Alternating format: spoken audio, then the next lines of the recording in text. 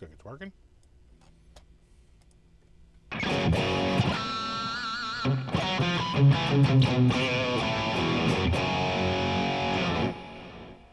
I think we are live. I think so. It says it is.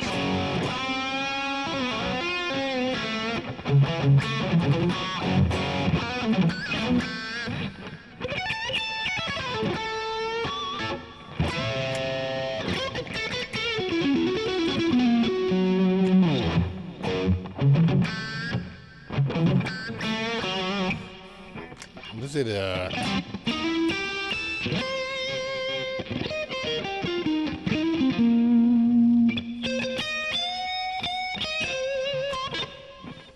right, who do we got here? We got Terry, Frank C, Quentin,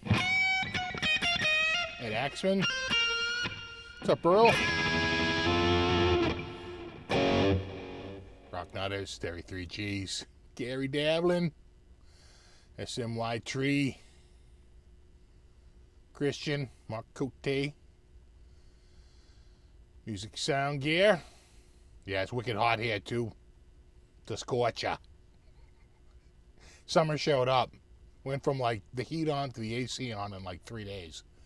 What's up, Bill? What's up, Ben Coombs? Ron Paget, Stoner Shark. Stoner Shark is back. Hey, bro. Hey, bro, you haven't seen any whale carcasses around, have you? Just looking for a little meal. Up, bro. Where's the Charvel? Bobby's house? He left with it. He brought it over. He opened the case. I took a couple of pics. He closed the case. I saw him walking down the driveway with it. What happened to it after that, I have no idea, but I'm going to assume it's at his house.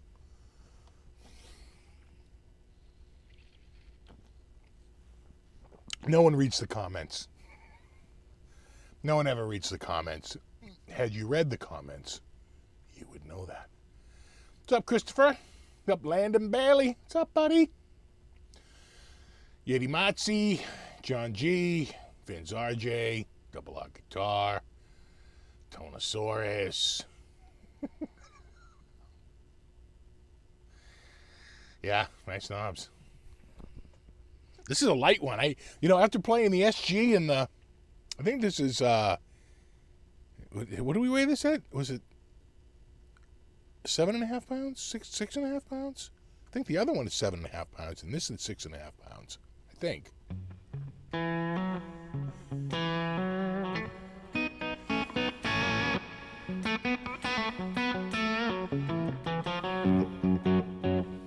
Really hot here today in Montreal. Hotter over the next couple of days. Yeah, it got hot. I don't know. It seems to be sticking around. I don't see any relief in sight. So I believe we're going to have what we would characterize as a heat wave, which is laughable in some parts of the country.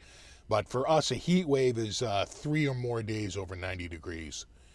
And we should be there this week. I think we're going to do it. I love the blue quilted Vola Air. You still have it? I do. I do still have the blue. What's up, Daniel? Exactly. Party up, brah. What's up, Jeffy? What's up, Copperfield? David Copperfield? Oh, I'm sure he had a lot of that when he was younger. Maybe even when he was a little older. What's up, Judy? Just had a thunder boomer. Yeah, we haven't had that. They kept telling us, oh, you're going to have thunderstorms, and they were all either to the north of us or the south of us. We're in this one area where it just seemed to break up. We didn't really get anything. We missed out on all the fireworks. What's up, Michael, down in Florida? BC Rich says, 91 here today, and a cicada got stuck in my hair. That happens. We are just out of the cicada zone. Cicadas don't really make it to up here. They seem to be more like, I want to say, New Jersey and Point Southwest. Oh, hello. You hearing that? Getting clawed here. Yeah, winter right into summer. Oh, I got a kitty on my leg. Oh, ho, ho, ho, ho. Oh, she is adorbs. Oh, you coming to sit next to me? Oh, you are the best. Yeah, the humidity is what kills me too. Yeah, it's the humidity. I got 2 dehumidifiers running, one down here and one on the first floor. And that really does cut the humidity down in the house. Otherwise, it kind of feels a little clammy. A little bit on the clammy side. Raining here like crazy. Yeah, we had the rain, but it's gone now. We haven't had it here in a little bit. What's up, Richie Cardinal? Cardinale. Cardinal. I remember I was going to school with a dude. His last name was Tibone, right? Tibone. And we were in a class, and the teacher was, Mr. Copani, like straight up Italian. And he goes like, David Tibone? He goes, it's Tibone. He goes, ha, yeah, no, it's Tibone. Like, telling him how to pronounce his own name. Only 65 where you are. Wow, that's low. I know. I got a cat right there.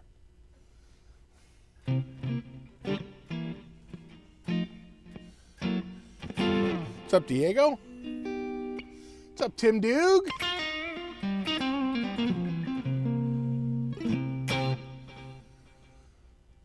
Oh, thanks, Vinny P. Steve, have you tried the THU Supercaps? No, I should probably update. I'm so lame. I haven't done that. I have not. I should just probably take a little bit to do that.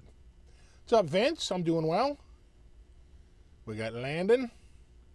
I do think you guys get similar like we do in Ottawa whenever you describe yours. It's really close to ours.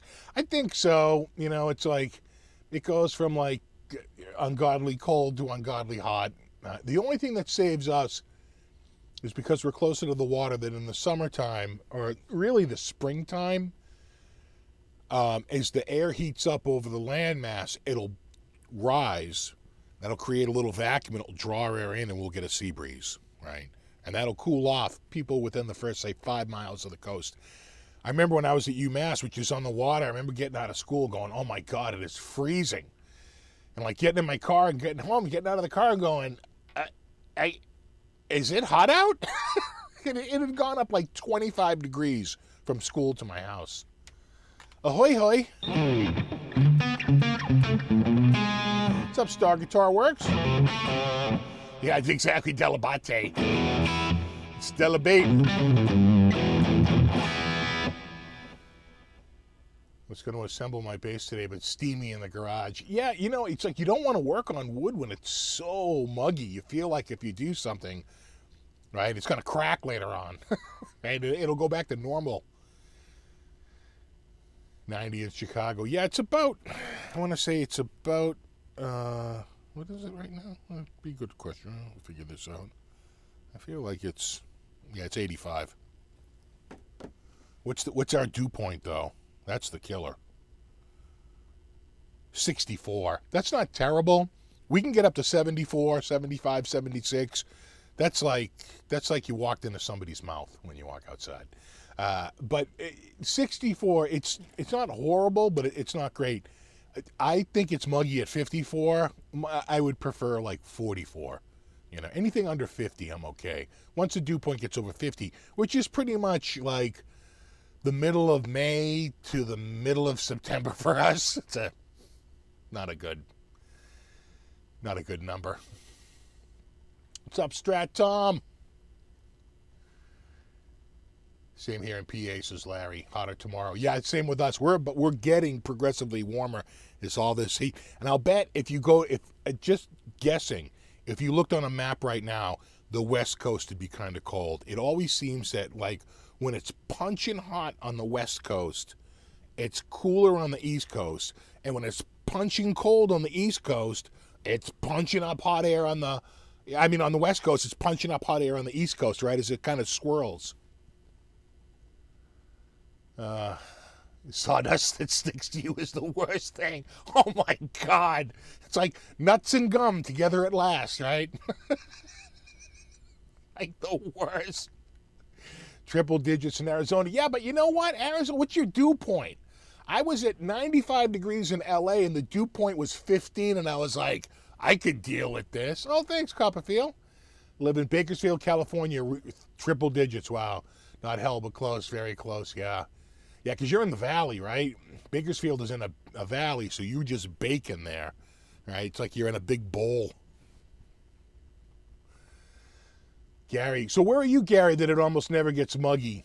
Because I tell you this, when I was in Germany 2 years ago, I got off the train, I was like, oh, here we go. It was like so muggy and hot.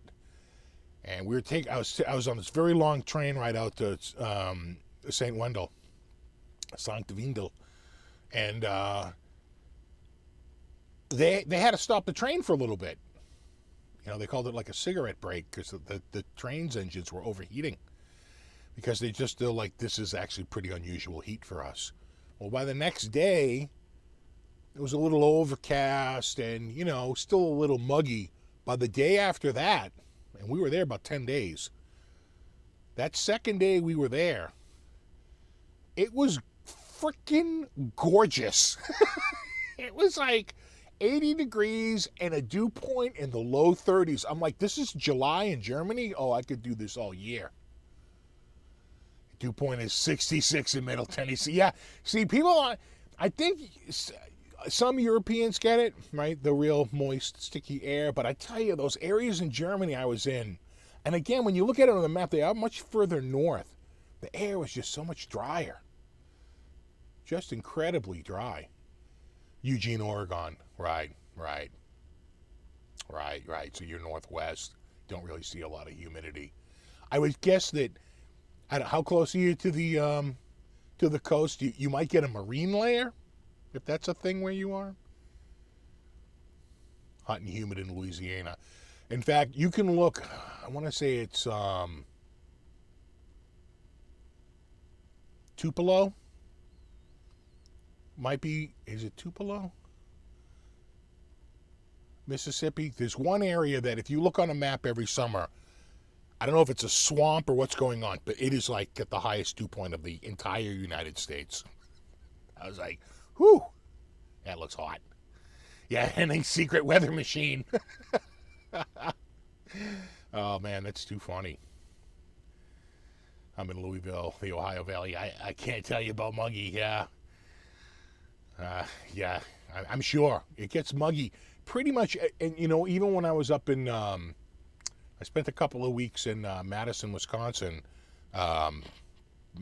setting up a network at the company I work for.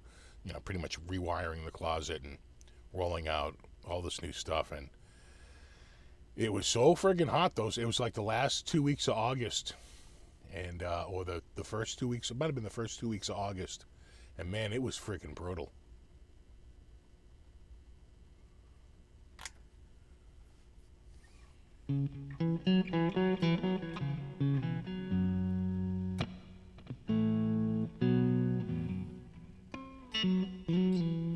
Only 102 in Arizona. Yeah, but it's a dry heat.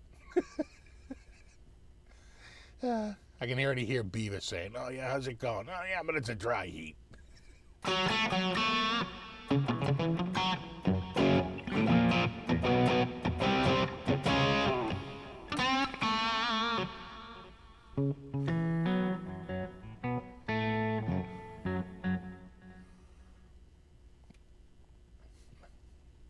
Yeah, what's up, Scott?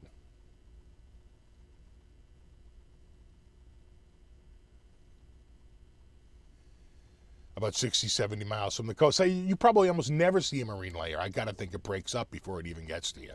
So yeah, you're fairly isolated as far as like getting the wet weather coming in, because when I was in Southern California, it was super dry, but a marine layer would come in and it would be weird because it was sort of dry, but a lot of things were just dripping with water, like a lot of the plants.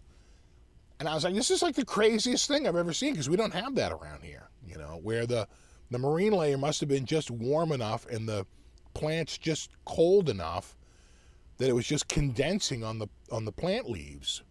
And I was like, I was showing my wife, I'm like, are you looking at this? This plant is like soaking wet.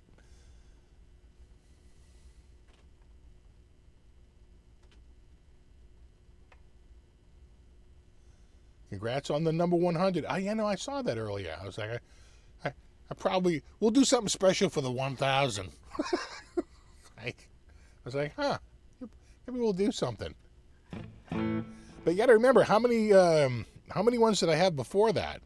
I don't even remember. When it used to be Live Licks. Did Live Licks hit 100? What are you doing? Come on. What are you? Oh, I got a kitty who wants to play. I can't play right now.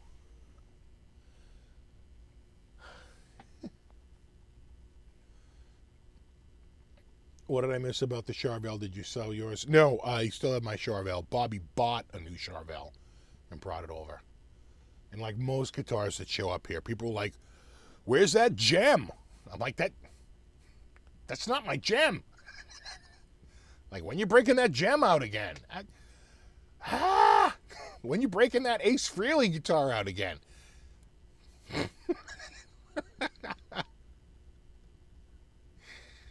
You joined in the SFB era.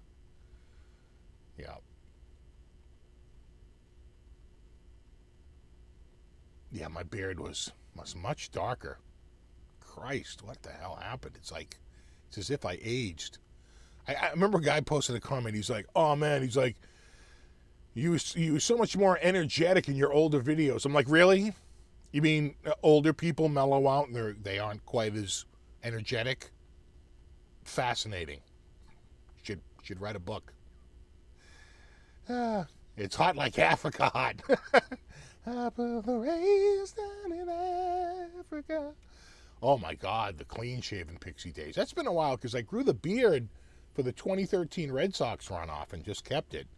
And that would have been October of 2013 is when I grew it. And I was on about 3 years prior to that. I had many. Yeah, no, it's the Weather Channel now. Exactly. Pay attention, people. Oh, yeah, the Chipson era. That's where I picked a lot up.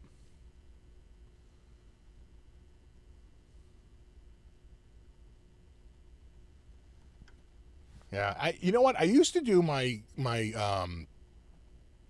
I've only been doing every Saturday. I used to do these shows once a month. I've only been doing them every week since the start of the pandemic. Seriously. Before that, I did them once a month or twice a month, tops.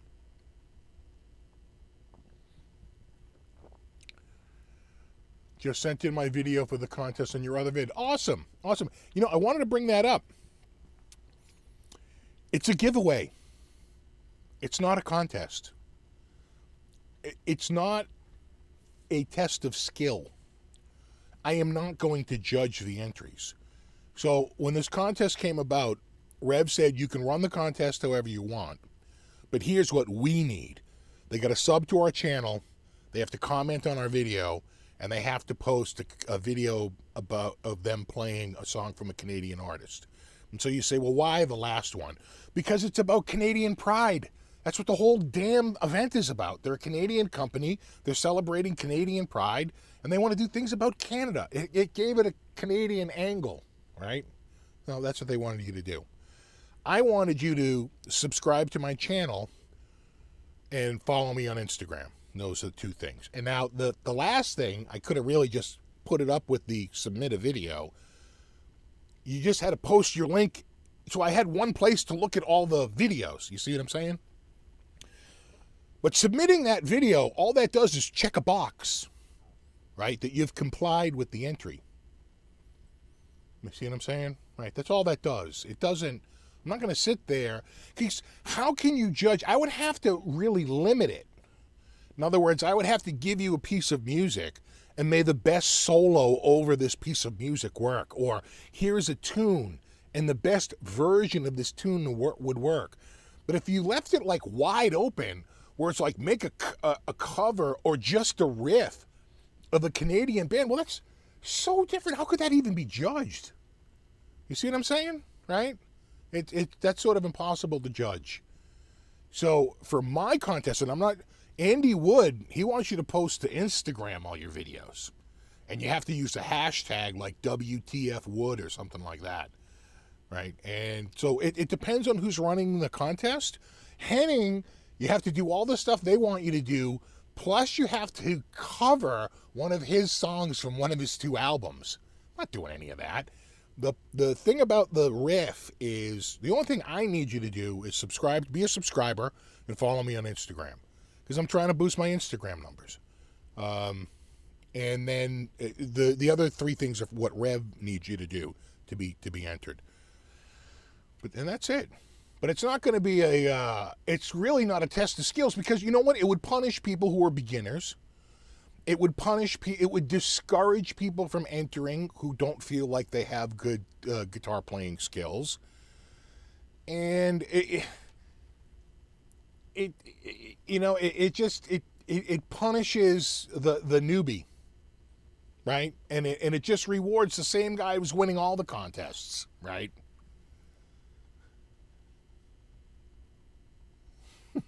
Hold on, I'm checking the comments here. Can you play Asians Africa? I don't know it. Sorry, actually. I could probably look up the chords. Do, do, do, do, do, do, do. Do,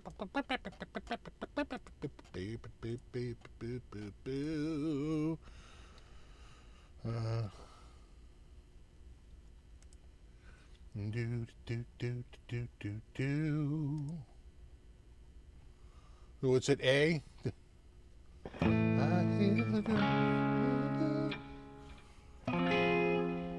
Really? Really? A? The C sharp minor? Oh, I was going to say F. I was going to say, that's wrong.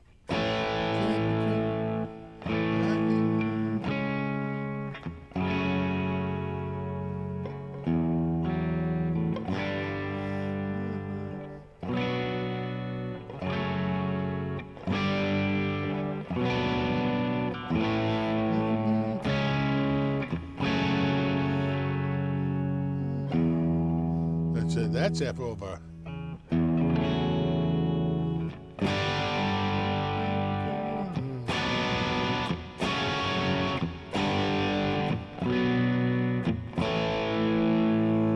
Alright, so where's the chorus?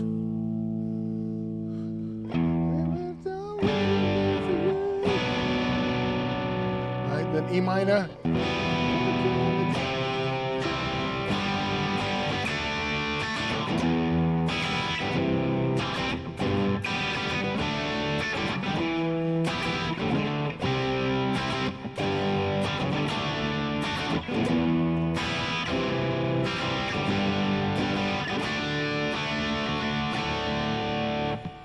Something like that.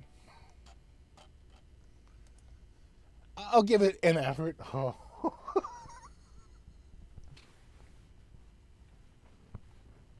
What? Oh, okay.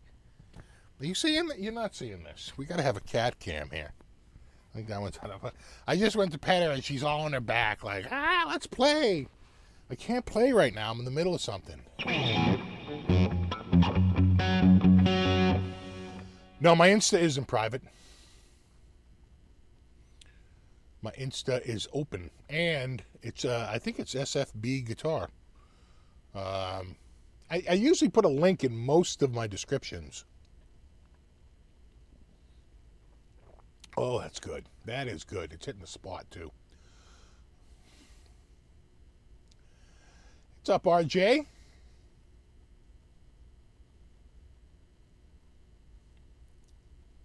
I don't like skills contests. I'm not good enough, so why bother? Yeah, that was my concern. Is that people? But you know, you don't feel like you have to. You know, again, it doesn't have to be a whole song. You know, just put a riff out there. Again, it's just to check a box to say that you made an effort. Now, that said, if I feel like someone's being sarcastic or they're goofing on it, I will just quietly ignore it, right? So, it has to be a good faith effort. Well, I'm doing my best Rick Beato impression. I would walk the Boston Marathon for a Rev Am. Yeah, 26 miles. That's not too bad. Walking it, not too bad. The reality is that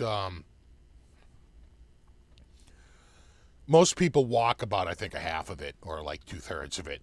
They run about a third of it. They run out of steam and they walk the rest because they want to finish it.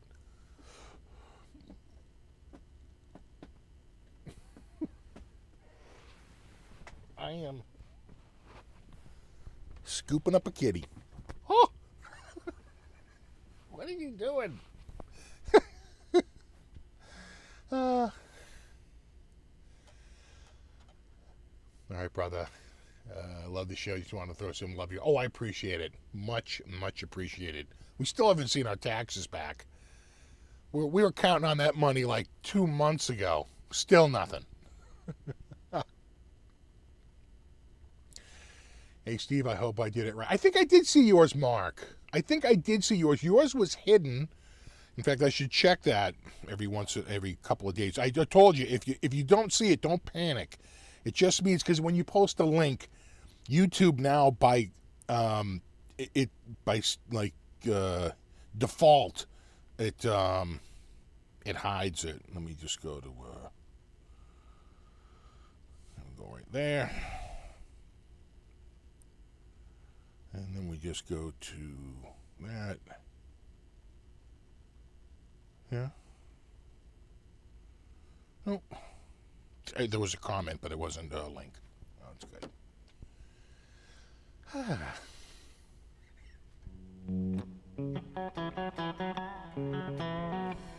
You're gonna keep Stoner Shark for good. Now that I've named it, maybe. I'd hate to say yes, and then the show will come and they'll be like, "Hey, you gotta send us that back." I also talked, just to give you an update. It's a segue into this.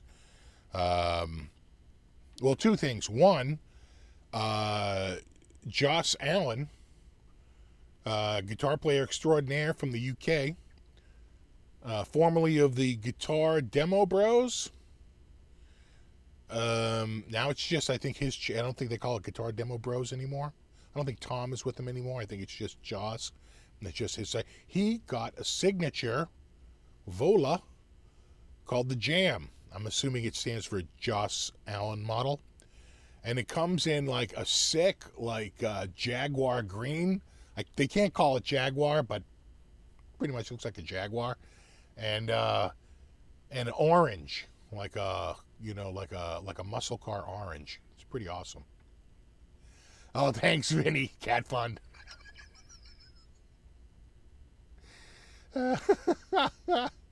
Too funny. And then the other thing I wanted to say was, don't space it out here, kid. Oh, I spoke with Scott from Acacia Guitars. Scott and Tom are the ones that are refinishing the neck. Scott being the main sort of finishing dude there. And here's what happened. I sent them that neck, and they were just ending their lease at their old building. Well, the timing was really bad.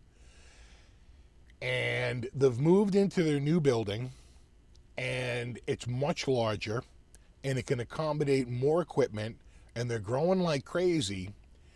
So they ordered a spray booth, which I think has been taking forever to get there, but they really don't want to shoot the old spray booth. They want to look modern in the video, because I sent them a GoPro, so they're like, it should literally be here like next week. We've just got to install it, so it's going to be a few more weeks. He goes, and then we can start spraying. He said, but right now, he's like, we're literally just waiting for this new spray booth to show up, and it's like a state-of-the-art spray booth, and they can continue on with their spraying. But right now they're in limbo because they've taken the old spray booths out and they're waiting for the new ones to come in. So that's the state of the Frankie neck. So I did get an update from Scott. I hope he knows that, of course, when I do the video for it, I'm going to have that Scott drop, like nonstop.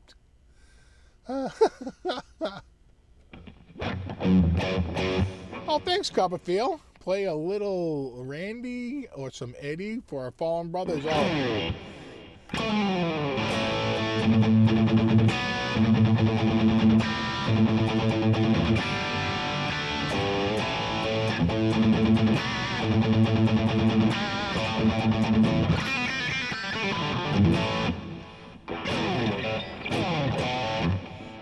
What a...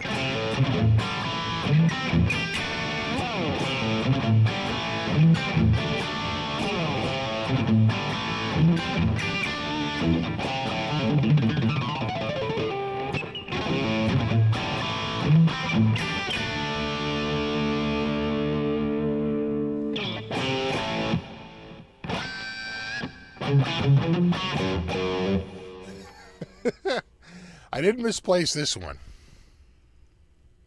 Although, I did recently find a couple of guitars in the back room. I am not even kidding you that I completely forgot about a couple of Yamaha Pacificas that aren't mine. They've been here for like 5 years. A buddy dropped them off to have some work done on, and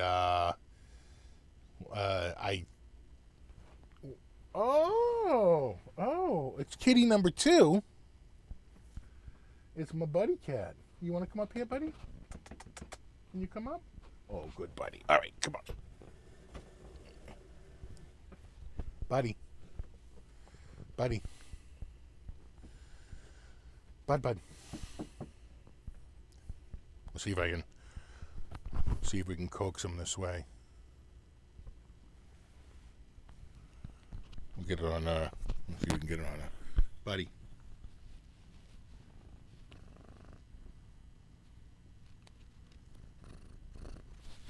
Speaking of the microphone.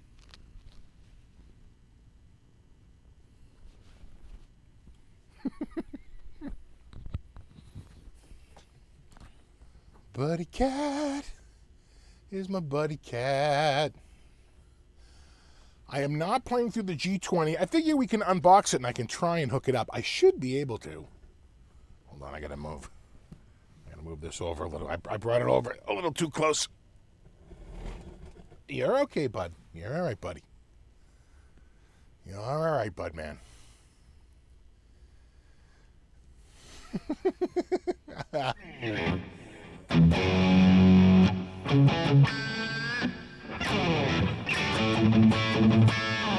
wait, that's not Randy.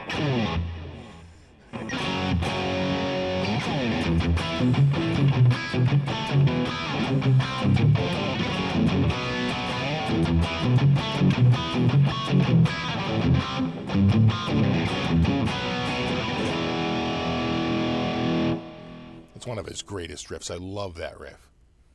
Oh, thank you, Copperfield.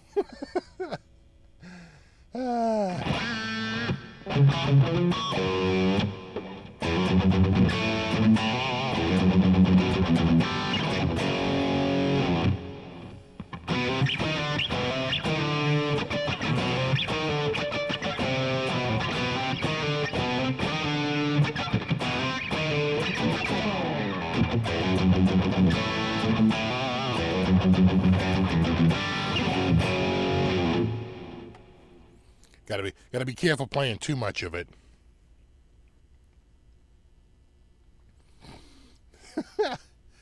Buddy cat. He's my buddy cat. Please don't call him fat.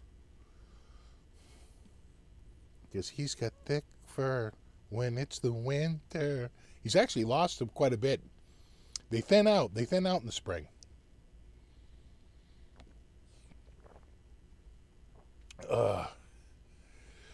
Not as easy to dial in those tones on a rail amp. We could try it, maybe. Is that a challenge?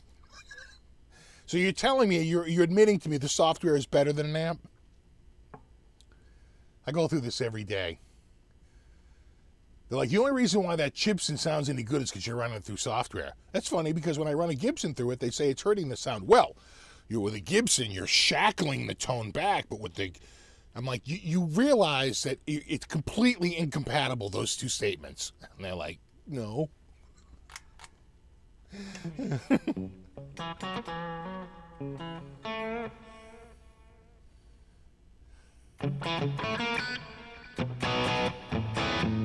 I'll tell you what's hard to dial in on an amp is a stereo delay and reverb, which is like 90% of this sound.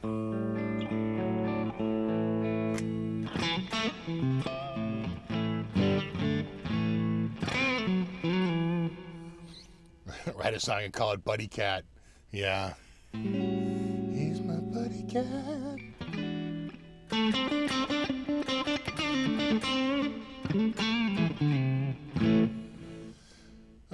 Steve, what guitar do you have tuned down to D? You know, I very rarely do. That didn't come out until I got on YouTube. Before that, I never deep down tuned to D. I didn't even know how to do that until... The only time I would do that would be when I was playing like Rolling Stone songs. You know, I would do either a G tuning, an E tuning, or a D tuning. But other than that, I never really played in drop D. It sort of, it sort of became a thing when I got on YouTube, because all the kids were doing it. Nice telling us what plugins you use. I'm just using THU. That's the one I use like 90% of the time.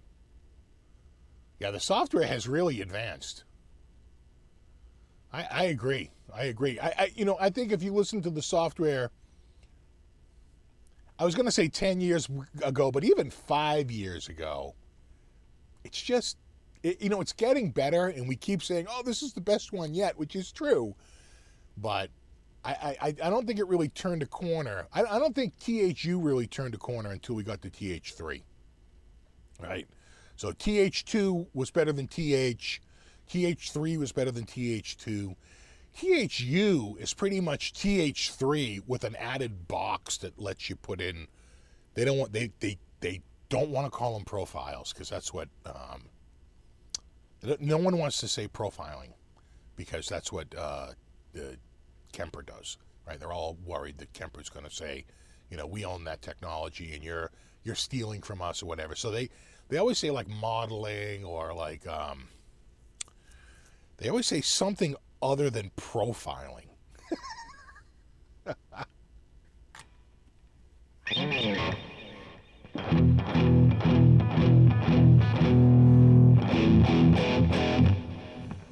Tune down a D on a Floyd is so much fun. Well, that's the other thing. Green Meanie brings up a good point. I used a lot of Floyds for a lot of years, and so, which is why the D tuner was such a brilliant device that EVH came out with, because that was a problem. I mean, going to a drop D and back again was freaking hard.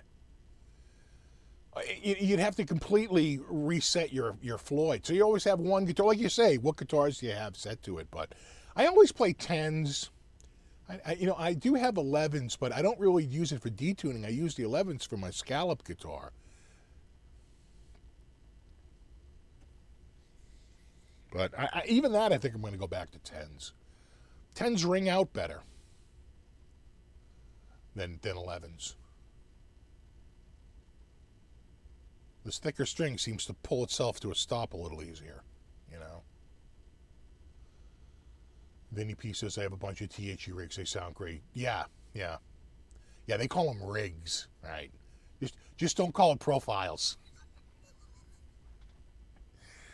Your old ART gear, the old art gear. Oh, my God. Yeah, exactly. They make Schultz Rockman sound whisper quiet. God, those were so noisy.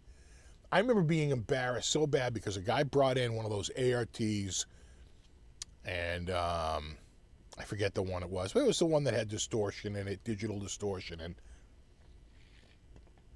we had one used. And I'm showing it to like this kid and his mother, and I get to like the user ones, and they're all like, you know, wet pussy and like, you know, go fuck yourself. And I'm like, and she was like, I'm like, let me find another one here. I'm like, oh my God. I had to do a factory reset on it. It's like, dude, did anybody go through this when they took it in? It's like, they were all just horrible, horrible names. I was like, oh my God. Oh my God. Actually, my 6505 Plus, way back there, it's got an eminent swamp thing in it. So it actually can do cleans. Yeah, maybe that's what it was. Was it the SGX 2000? That's the double height one, right? I felt like this one was a single height.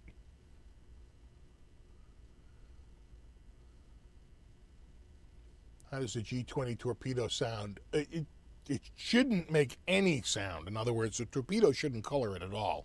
Well, we can plug it in though. We'll give it a try. Hold on. Let me get my headphones off here. Yeah, and then I have to clip my mic to my shirt. Hold on here. Yeah, how am I gonna do this? Like that. Hold on.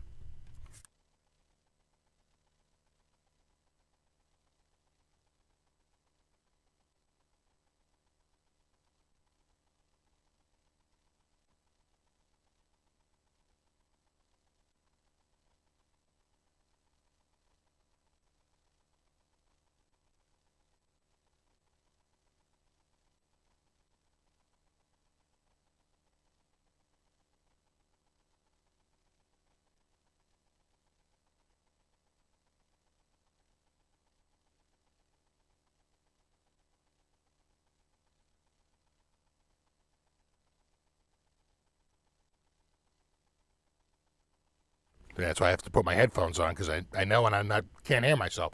Now, I got the G20 right here. Let's open her up. That is the outer box.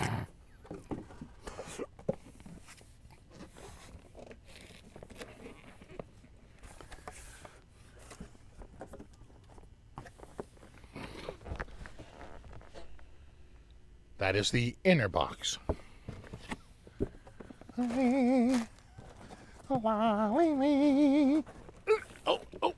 Oh.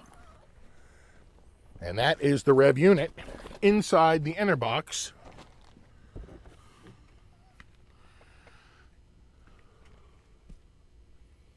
A certificate of authenticity. What does it say? Yeah, certificate of authenticity by Rev. G20. Oh, wow. This is a freshie. It's from May 11th. Yeah, May 11th. And cable. And I think that's all I need. Here's the REVV. Let's open her up. You guys can hear me, right?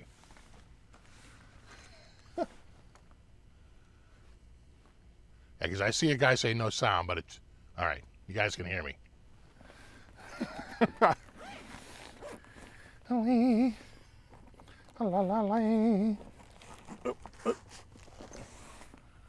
I get this?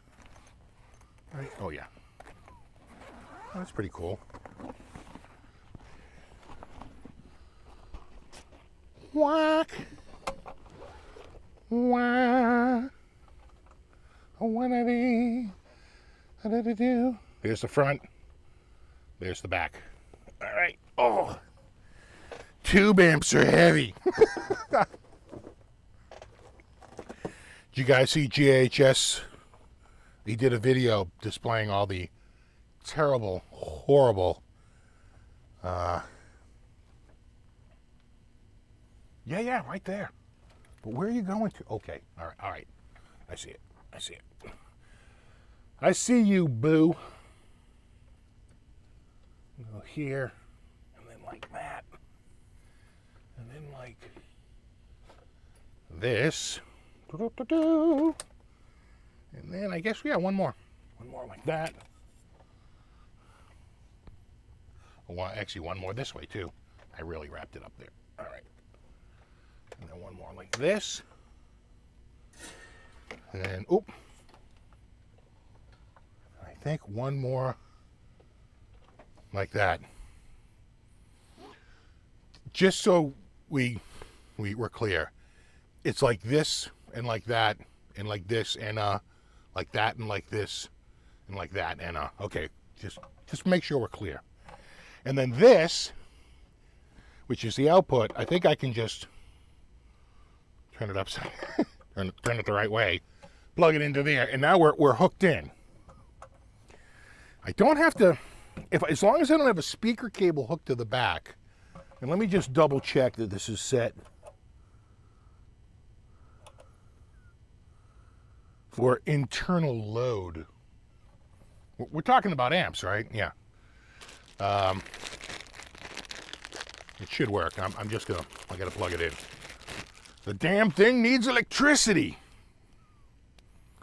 It's not one of them battery-powered tube amps. Is there a battery-powered tube amp? I can't think that there is. Right? Tube amp? I think all the battery amps are solid state, right?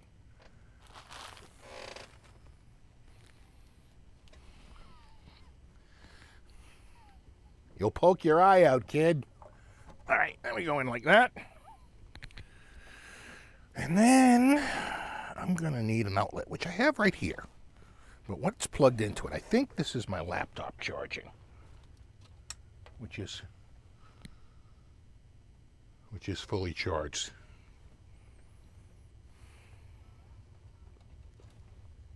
Yeah, that's what that was. That was the laptop. All right. So the Rev amp is plugged in. Let me get my guitar.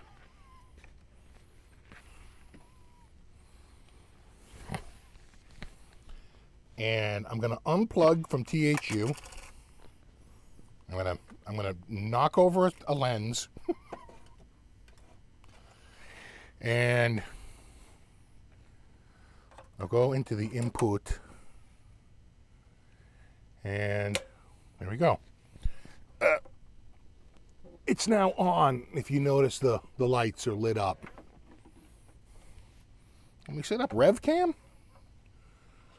Let's see here. Kind of like that. Not really. I go like this. Kind of like that. And you just move it back. Yeah. You can't really see it though. You know what I'm saying? It's like, it's just, hold on. Let me go to here. Oh yeah. All right, so you can kind of see it there. And then, I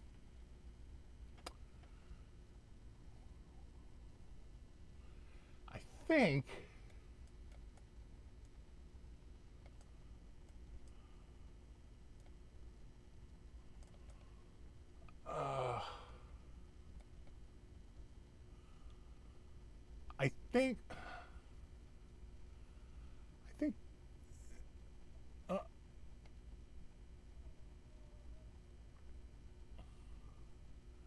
I think that's in focus, right? I felt like it was out of focus, right? Because it's a lot closer for the guitar. All right. Right? Because you can see that, right? Yeah, you can actually read it. All right. Next thing I have to do, so that you can hear it,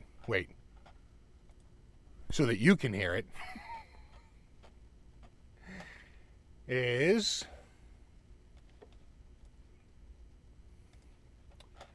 I need to set up well, let me do this. Let me power that off, and power that off, and power that off.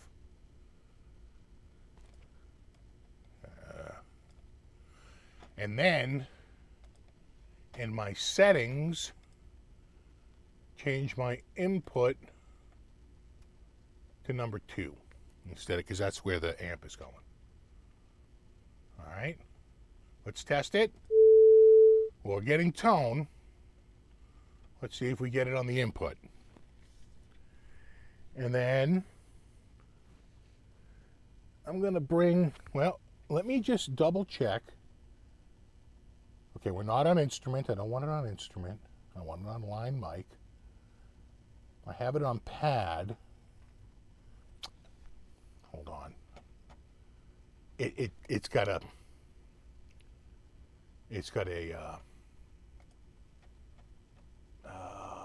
where is it? Right there. Focus control. All right. Device at right there. And then I go to input settings and right there, and done. So Focusrite has a thing for hold on, I can bring this up here. There's a thing for microphones that I turn on because I'm almost always running a microphone through it. All right.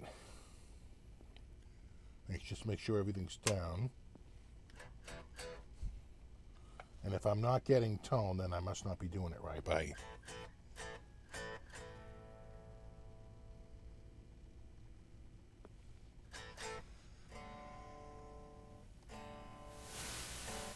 All right, well, that's definitely in there. They're running out of the back. So on, stand by. That's level. Let me just make sure I got this hooked up right. Right, that's that. Right. All right.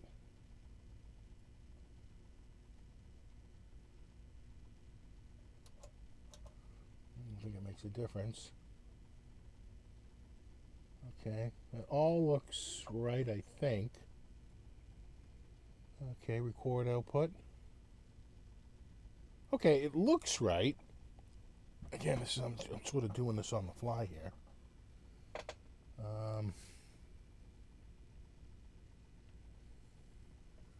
Where's my, all right, there's gain, volume, wide, channel. Why not?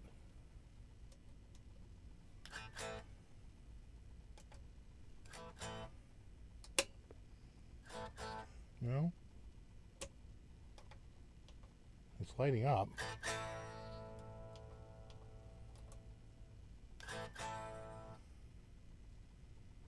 Why am I not getting anything on the output?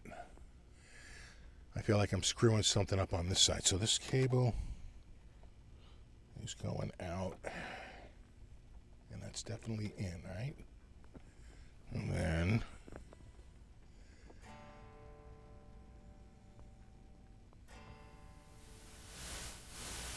definitely got something coming out there.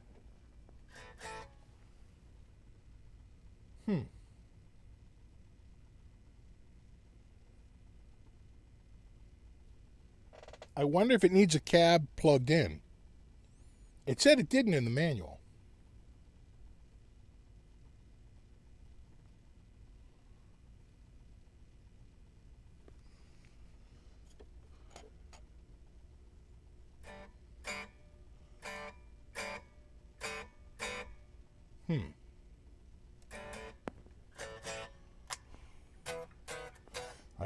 I'm hitting a setting wrong here. I got that going out. I got that going to there. Am I in the right goddamn slot? I am. And let's just go here.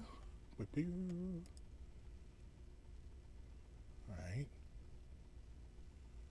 It does look right. Input 2. That should be it.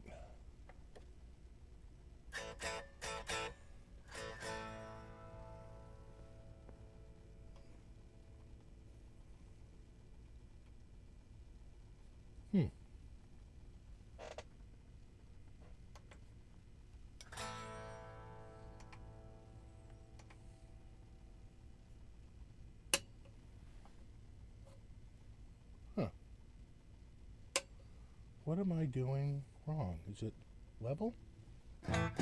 It's level.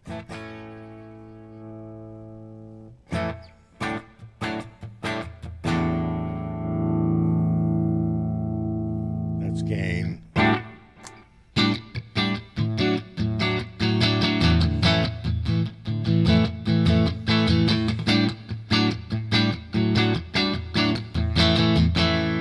That, you know, it makes sense, right? The level, it's not output, it's level, right? Yeah. All right. So different virtual cabinet.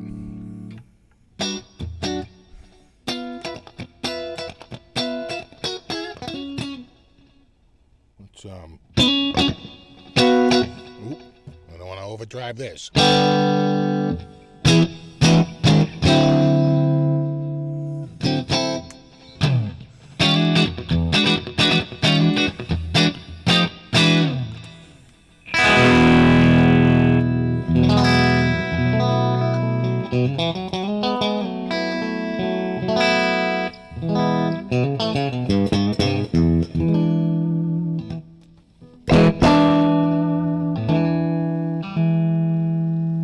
Okay, so all right. No.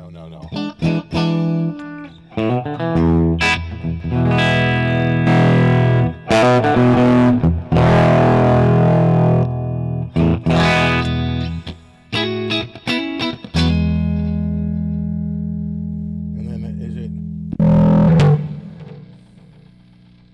Turn that down a little bit.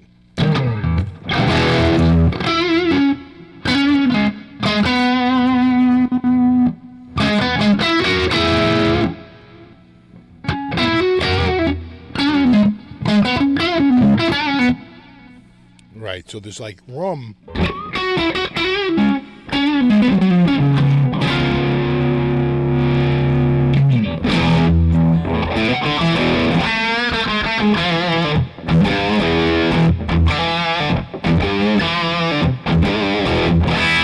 right, we're getting there. Can you still hear me?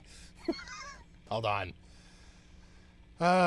Here we go. Where are you? You are there.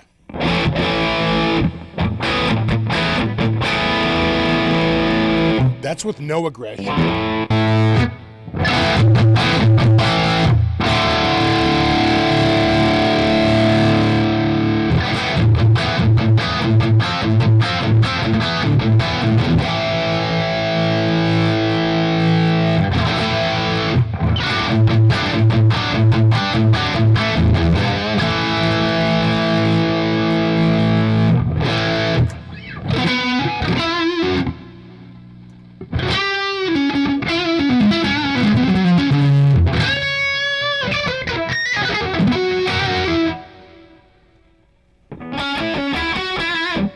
So I'm hearing like a little.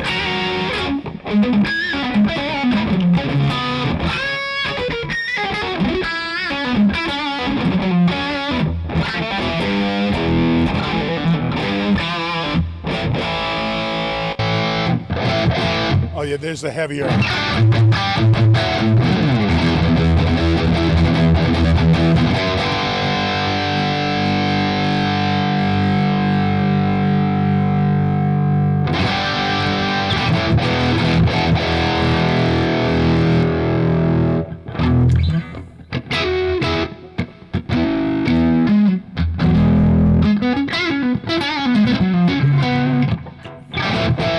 So do you hear that? It's like the cabs have like a little bit, at least on this one, because when I go to clean, I don't really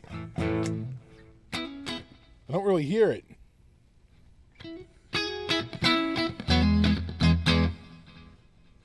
Don't think so.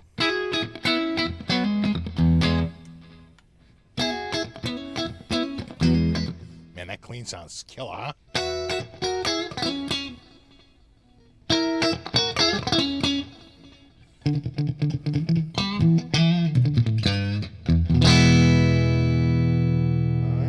And then I just gotta be careful. careful with that output volume.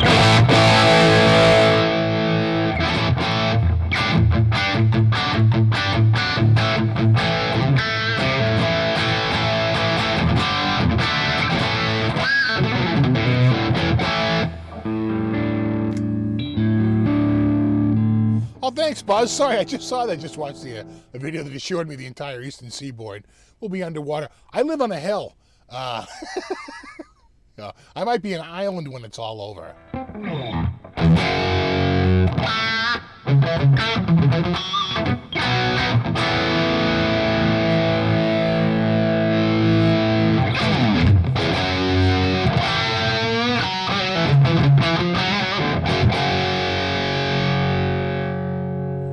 Yeah, just working the gain knob.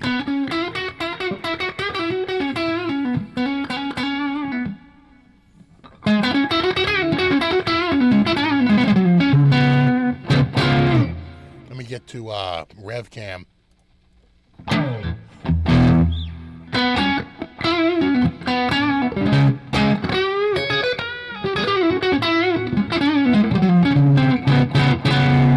Then we have the.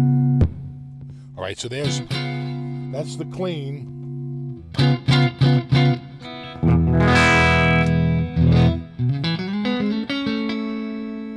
And then that's the dirty. And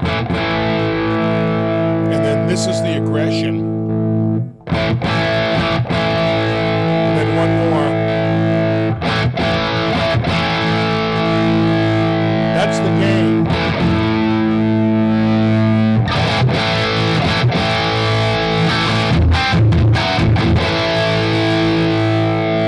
I think you got to bring it down when it's high aggression.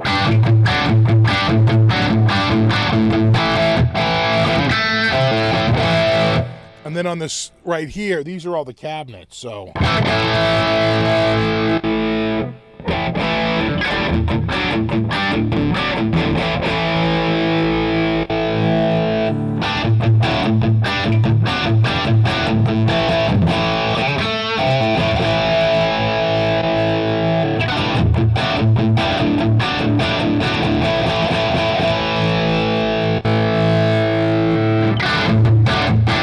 Way more mids on that, and bass.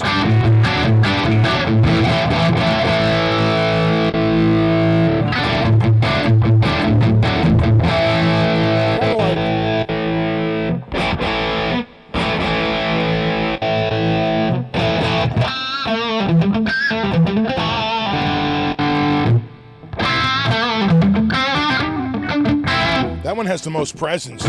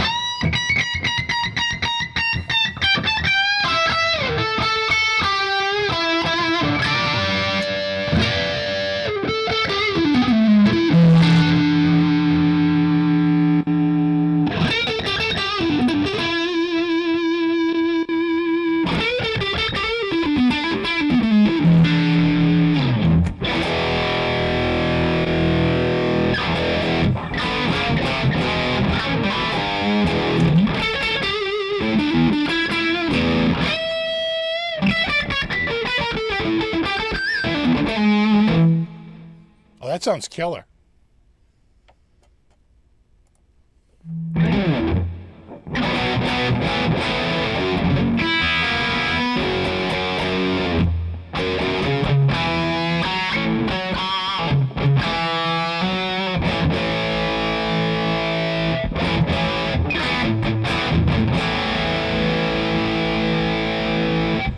Hold on, I'll go to the Rev Cam.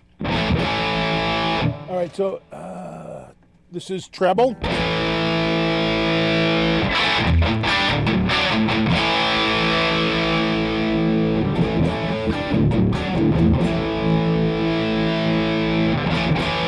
Mids.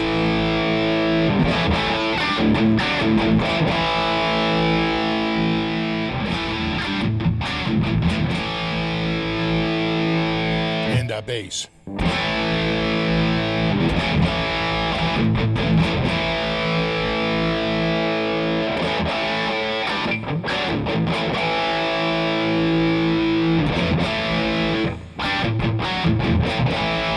And that's on red aggression. This is no aggression.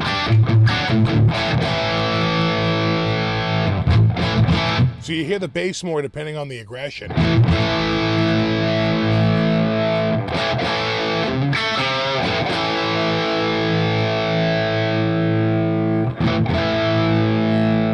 Blue aggression. And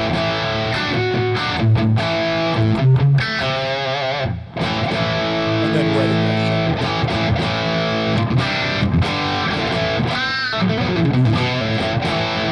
And then they have 8 virtual cabinets. The other thing is, I'm just going to switch this off and switch back to this because I don't want it to stay turned like this. There we go. That goes there. And I'm going to bring this, I'm going to bring this right here. Hold on. Right, like that. And there we go. And then we set this up here. And then, ooh, it's getting a little hot there, hot shot. It's got the tubes. All right, hold on. I just have to fix my software now because I had switched it to listen to another port. You know. Settings, audio, turning off output 2 and turning on output 1. Does it work? Thank you. Is that correct? Thank you. Yeah, there we go. That's what the rev was running through. Then we can turn on a cab, an amp, and then the rig. And then a little chorus, which I had turned off for this. Give it a little bit more of a stereo.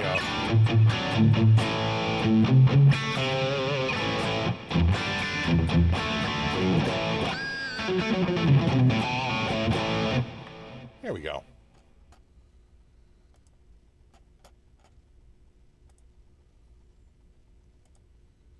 I'm glad I got it going. I was like, oh God, what's happening here? But on the front, and it kind of makes sense, where the headphones are is a level knob. The level knob controls the output of the 2 notes box, right? And if you're only running out of the back through the XLR 2 notes, then it's the line level is what sets that output. And I had it all the way down. And so I was like going, geez, I'm getting no audio out of this thing. That's because I had it all the way down. As soon as I started to turn it up, we got it, and we're fine.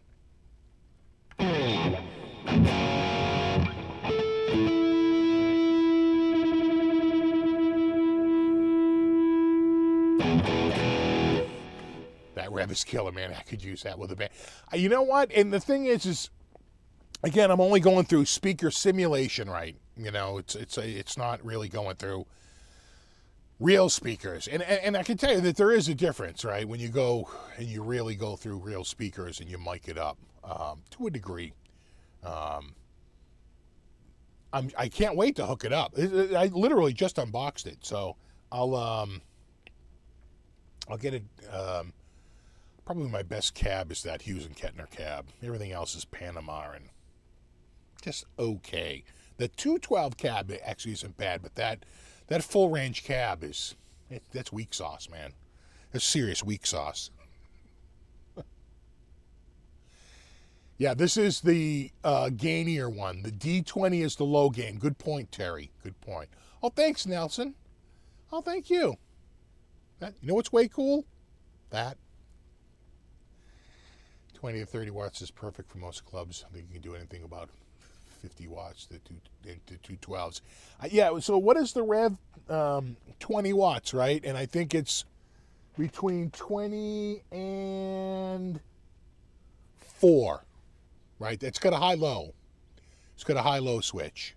So if you want bedroom volumes and you want to crank up that that power amp a little bit, you can run it at 4 watts, instead of 20.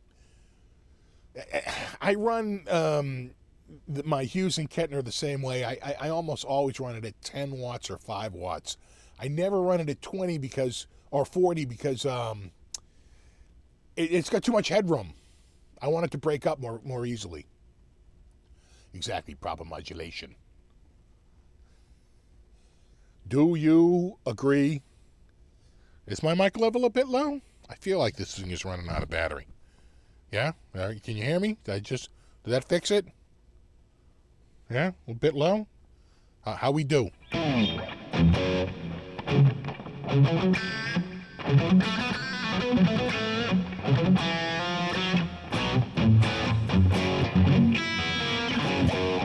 Yeah, and it's got an effects loop. You know what? Now that I can, you know what? Hold on. What happens when I go here? See, I think I'm I gotta fix this. All right. Well, what we'll do here, let me just fix this camera up a little bit.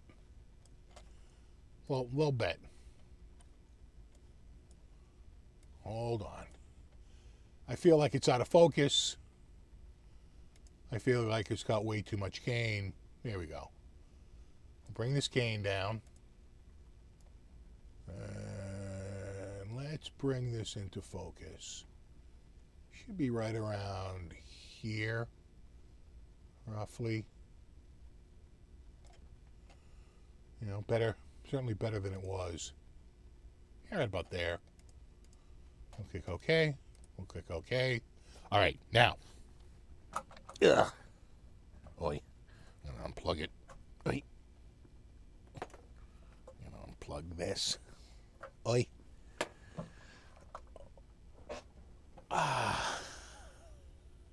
Right. So there's your back. Right. You got a line out, which is an XLR. You've got a. I think I need to be back a hair more to be in focus. You got MIDI in. You have a cabinet. The first thing, sort of from your left to right, the first thing is, the input to actually plug the power in. And there's a fuse box. Then after that, that DIN plug is to light up their rev cabs. And then after that, it's a MIDI in. Almost every parameter can be controlled by MIDI. Then you've got, you see that red and black? Those are bias points to put a voltmeter on it, and you can bias the amp. Then you've got above that a USB, and then right next to that is the line out. And then you've got, and the USB, you can control cabs, you can load IRs into the unit using the wall of sound. And I think when you get these, you get a lifetime subscription to the wall of sound, and it comes with a bunch of cabs. And of course, it's a marketplace, you can buy more, but you get a bunch of free ones. And the wall of sound is pretty kick-ass software. When I used it like years ago, it was kind of weak, and they have completely overhauled it. It's a friggin' amazing piece of software now. The FX loop, in fact, they when I went to GitCon 1 was right around the time they did that big overhaul. Send and return, and then of course the speaker out, and then you'll see some buttons next to there, and that's just to basically set up like whether it's an internal load of the speaker and things like that. All right, I'm gonna switch it around and we'll look at the front. And then you got your gain, treble, middle, bass. There's a wide switch. I think that's how it handles the sweep of the mids. I could be wrong on that, but I'm going to guess that wide means how it handles the mids, considering it's right next to the mid knob. And I think after that's the 4-watt, 20-watt switch down there. And then you've got, your treble and your output. And then the 4 buttons are the channel, the aggression, and then I can't read the other 2 on the screen. What does it say? Oh, yeah, whether it's pre or post, and it's a storage button to store presets. Then you got a headphone out. And there's that, see below the headphone, that little knob? That's the one I had all the way down. right? And then you got your straight up switches. Okay, that's heavy. Oh, ah, ah. I'm not used to handling. Nice knobs, right? Right? They and so and just to put a not to put too fine a point on it, but I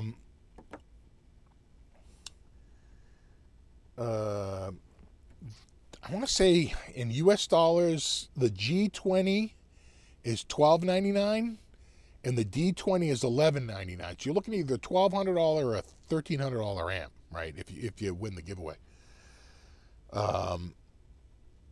And then I want to say the pedals are I want to say $1.50 each, right? So that's $4.50. So what are you up to? You're at 13 plus $4.50. You're up to $17.50. And then I think the shirt, which is custom made, if you win, you give him your shirt size, and you tell him what you want for the name on the back. I had him put Boston in 55. Or you can have him put anything you want. That's probably how much is a nice hockey shirt? $40-$50, you know, so it's about $1,800 worth of stuff. It's a nice little haul there, haul shawl. I don't know what it weighs. I can just tell you it's heavy. I wonder if they say on their website here. Can I go to yeah. Rev amplification. And let's go to products and the G20. And let's see if they have a spec sheet right here. 9 pounds. 9 pounds. It's a heavy 9 pounds. I'm just telling you right now, it's very heavy. Look, 9 pounds, 9 kilograms. Look, it's one or the other. 9 pounds? You're making me look bad. Jesus. I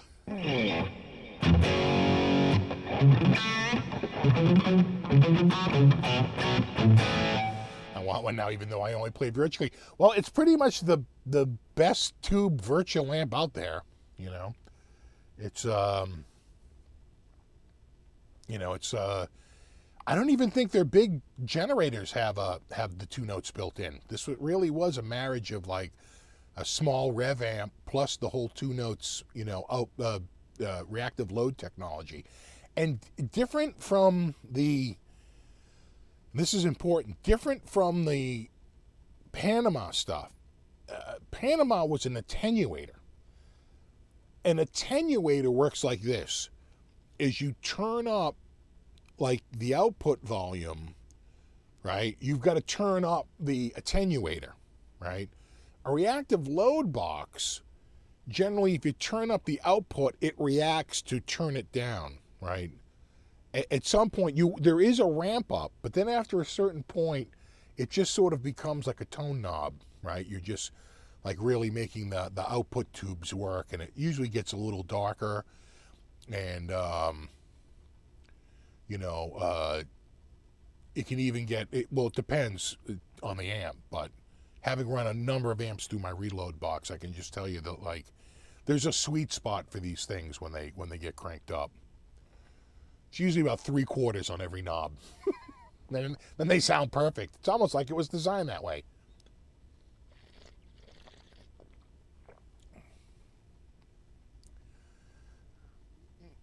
Does it have an RPM gauge? What do you need, a tack on there, kid? Tachometer? Good weight for a small box, right? Yeah. Yeah, you can lower the weight of a tube amp by eliminating the power transformer with a solid-state voltage section. How dare you?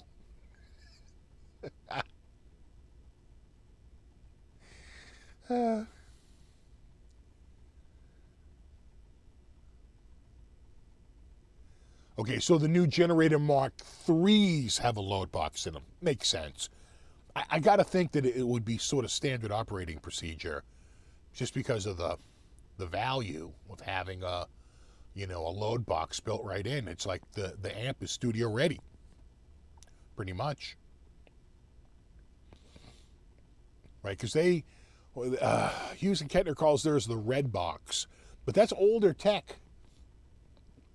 Right, that's much older tech. The reactive load box is far newer tech, and digital can load IRs, whereas this, it's the speaker simulation is all filtering, right, analog filtering. Unlike the one next to it, which is the Black Spirit 200, but that's solid state. All right, it's a whole different beast. But much easier to turn the, you know, you don't have to have it hooked up to speakers and have a load on it at all times. And that's full on digital. You can take IRs or whatever, like the Rev. But the Rev is tube. That's the difference, really. Yeah, that's 9 pounds Canadian.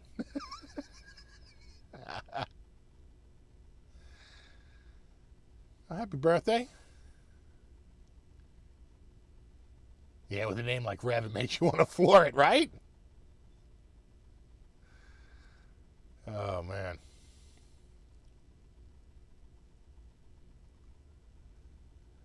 So you're saying, yeah, but a gallon of milk is heavy, right?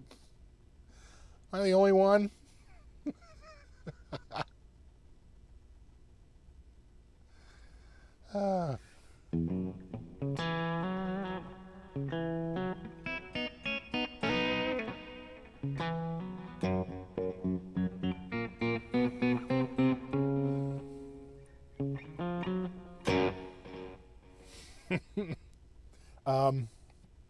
So yeah, there you have it. So again, just to reiterate on the contest, it's not a contest. It's not a contest, right? It's a giveaway, and your performance on your song, I'm not going to judge.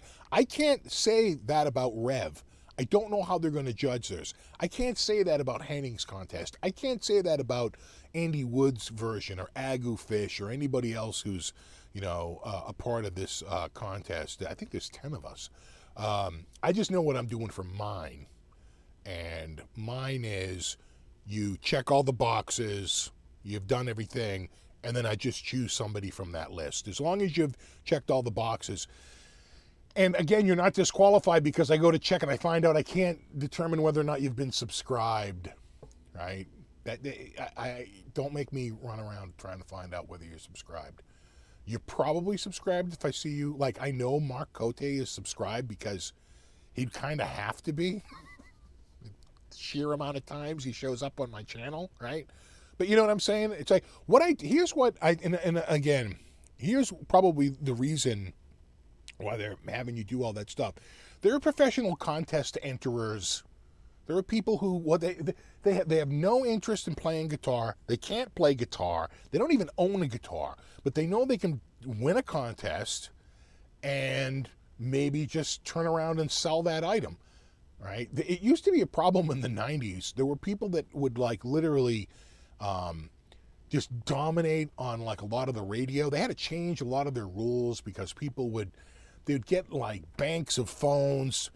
And, you know, this guy was pulling in between $500 and $2,000 a day just calling radio shows and like forcing his way in. He would just slam the phones. He had this like crazy phone system. And they knew him. And they had a documentary on it. And it was down to like 2 phones left. He's like, oh, this one, he picks it up. And of course it's that dude. He goes, hey, they're like, you're winning. You're so great. And he goes, fuck. Because it was him. And he knew it. Right? And so, like, what you're going to do is you're going to get people who just drive by. You have zero interest in anything we do. And all they want is something that they can turn around and sell on Reverb or Craigslist or whatever and make a few bucks. That's it. Those are the people we're trying to discourage. Can I explain the rules again? No.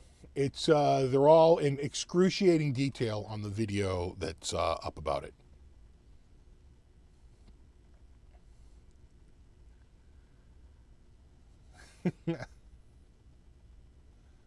Yeah, powdered water, just add water. Wouldn't that be like those glycol balls, right? They're like heavily absorbent. It's pretty much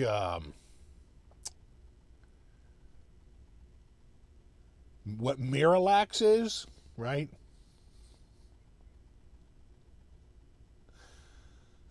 It's still occurring in the PC world with giveaways, right?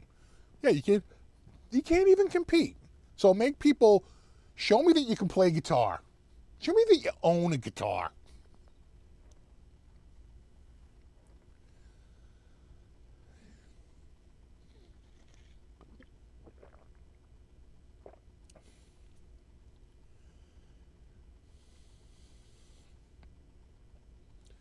Yeah, that's a good point, Vinny.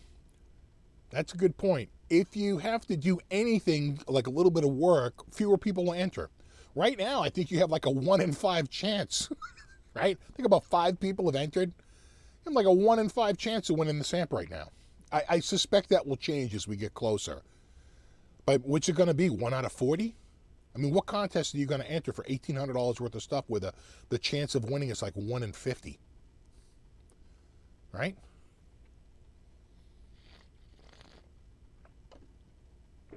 Good point, Landon. Powdered water is snow.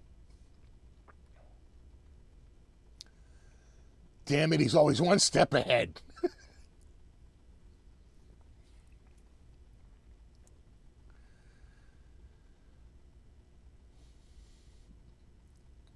Tactical, I'm hooked on chocolate milkshakes. There you go.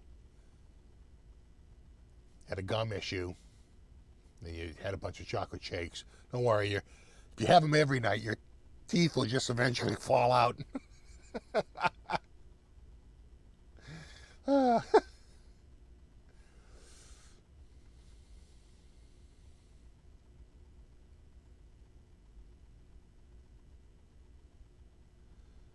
don't own as many guitars as you, but far more than the wife thinks I should. Yeah. I'm thinking Henning will not get many entries on his giveaway. I know, right? You got to cover one of his tunes. Do you know those tunes that Henning has done on there? They're almost like a dare, right? They're like very complicated and complex tunes. There's like multiple time signatures and crap, and he wants you to cover one of those. That's work. And you got to do the whole tune. You got to cover the whole song. I'm not even asking for that. You know, I think that if you put a video up where you're going,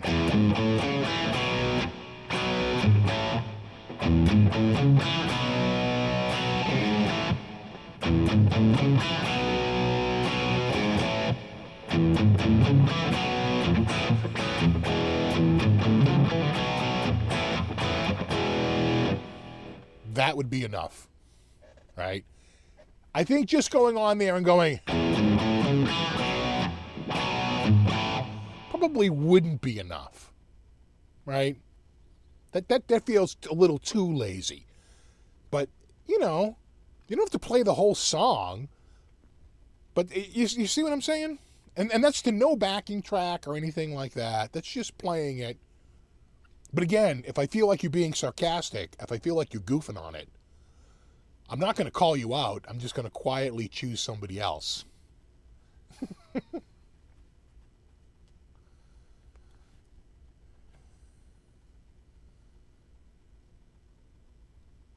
I've never heard of his awful band, he's asking. I know, right?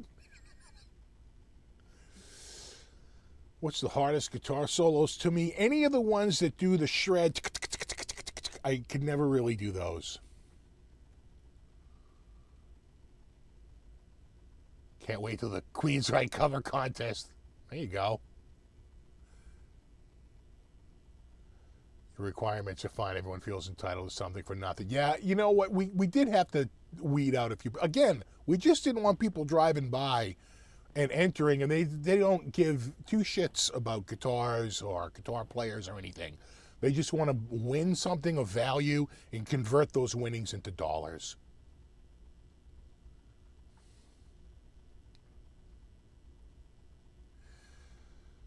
No, I think so too, but I don't think you have to kill yourself, you know, to do it. I do think you should put some effort into it. I agree. I agree. Again,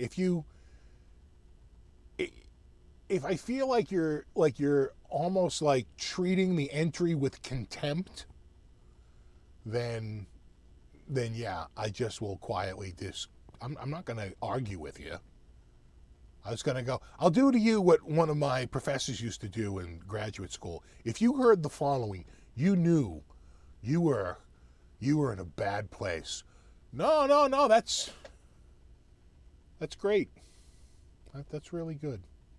If you heard that guy ever say those words to you, you knew you were doing horrible. You were just absolutely dying out there. And there's nothing you could say. As soon as you heard it, you're like, oh my God, I am really, really losing it here. No, that's good. That's good. You're doing really good. Just brutal.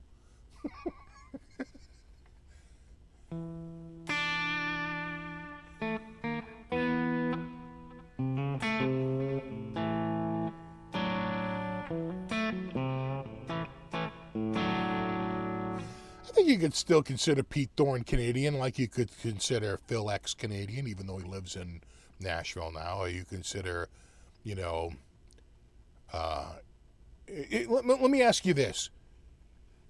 Do they now, or if at any time, had Canadian citizenship? Right? Neil Young did. He grew up in Canada. Pete Thorne did. He grew up in Canada. Right? Phil X did. Probably still does. Grew up in Canada. Right? So... I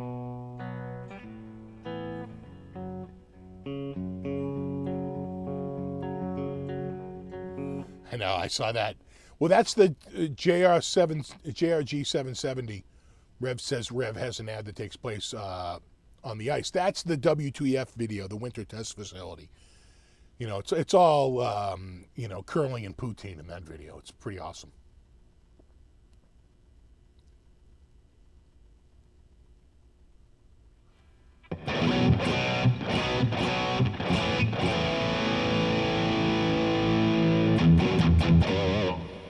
Oh no, Scott. Scott says he just broke a tooth. Dude.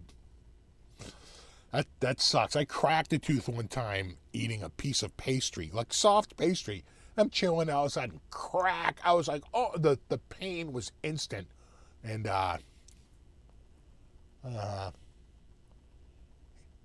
get back there, it's a gold tooth now. There was no saving that tooth.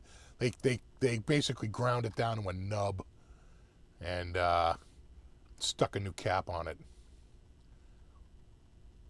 Yeah, Peter's a dual citizen. My grandfather was a dual citizen. He was both he was born in the U.S. and was a Boston firefighter for years. But when he retired, you know, the firefighting equipment wasn't that great. He had emphysema from inhaling smoke for, 30 years as a firefighter. And he retired to Canada because he thought the air was cleaner and fresher up there. And they didn't have the muggy hot summers that were killing his and they had, quite frankly, some better health care for him. And so he went to Canada and spent the last 30 years of his life in New Brunswick.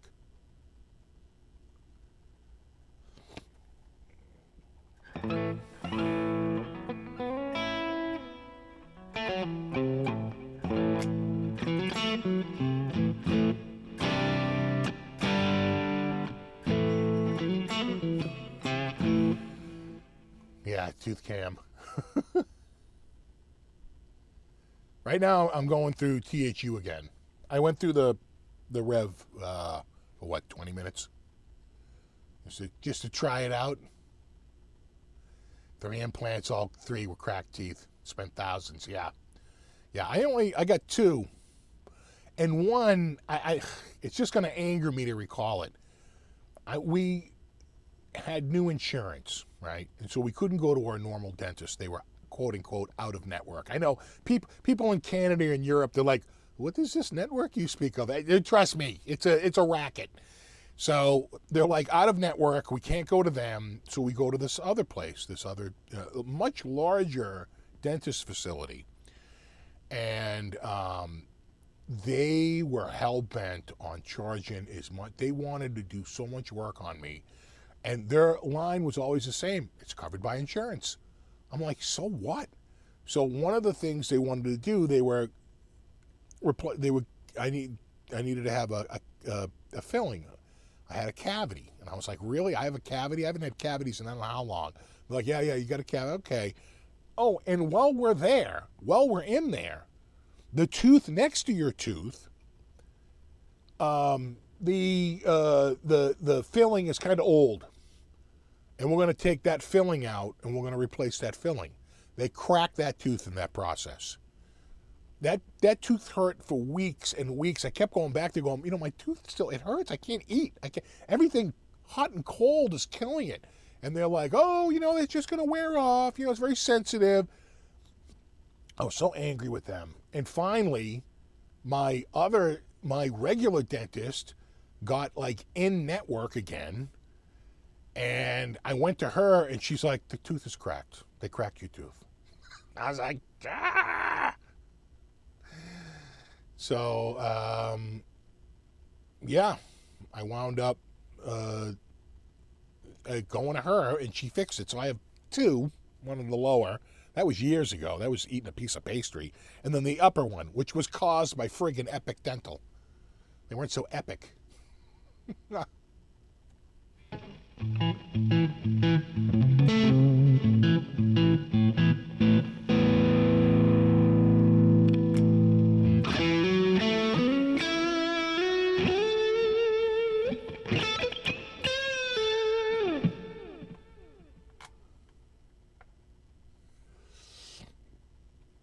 Just had a bunch of, Errol says he just had a bunch of dental work. That's the worst.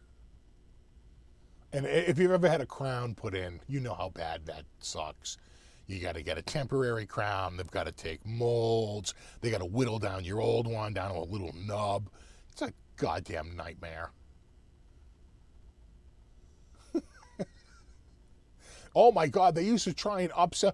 They would go, oh, we're going to do a scaling. I'm like, a scaling? What the hell is that? Oh, we grind your teeth off, because you get some. Like, what are you talking about? They're like, your insurance pays for it. I was like, yeah, I'm not getting that done. They couldn't believe it. Cut to a couple of weeks later, I'm in there because my daughter's in there for her ortho appointment. And I hear another guy with the same, going like, what do you mean a scaling? And I was sitting there going, oh my God, they're trying to get him to get the scaling. Because it's all just, charge the insurance, charge the insurance, charge the insurance. They're like, yeah, but it's covered by your insurance. I'm like, who cares? Why do I need this? They're like, well, in our professional opinion, you do. I said, yeah, well, maybe I'll get a second opinion. And the funny thing is that I never told my other dentist about that. I said, let's just see when I go back to my other dentist, because my wife got a different plan, and then all of a sudden she was back in network again, and we dumped them in a nanosecond, went running back to her. She never brought that scaling up. She said, I never brought it up to her, but she wasn't like, your teeth really need a scaling here. A scaling is for somebody who hasn't had their teeth cleaned in like 10 years, and they've got so much plaque built up, they can't scrape it up. They've got to grind it off. I'm like, I've been going to a dentist twice a year for like the last 20 years. What are you talking about? Oh, God.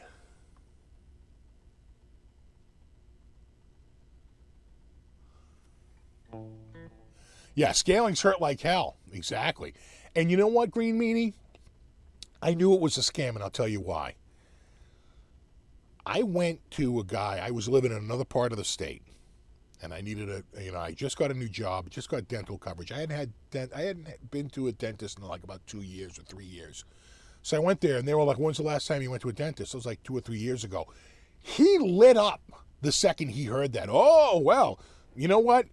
In my professional opinion, you're going to need a scaling. I was like, I ain't going to need a scaling. What the hell is that? Well, you haven't been to the dentist. You haven't had your plaque cleaned off. And, now we have to have it scaled off. And I was like, really? Really? And it was a total scam. I did not need that at all. And in fact, I swear to God, you could almost see it in the eyes of the other dentists who work there. Because this guy sort of like put the order in, and he did like, they do it like in quarters, right? They do like a quarter. You got to go back like 4 times, and then a quarter, and then a quarter, and a quarter. They never do your whole mouth at once. You couldn't eat. So I think the first half he did, and then the second half this other guy did. And he was sort of like, why are you here again? I'm like, a scaling. And he was like, okay. Like,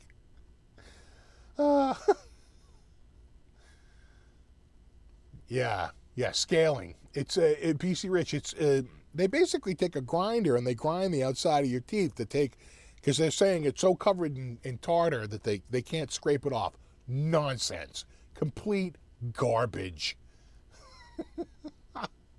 Again, it was just like, oh wait, you haven't been to a dentist in longer than the 6 months between visits. Oh, that's it. Now you've broken the cycle. You haven't had your teeth cleaned, and basically, I now have an excuse to go back to the insurance company and say he hadn't been to a dentist in 2 years, so therefore he needs a scaling. And I swear to God, it was just a cash grab, and that was it.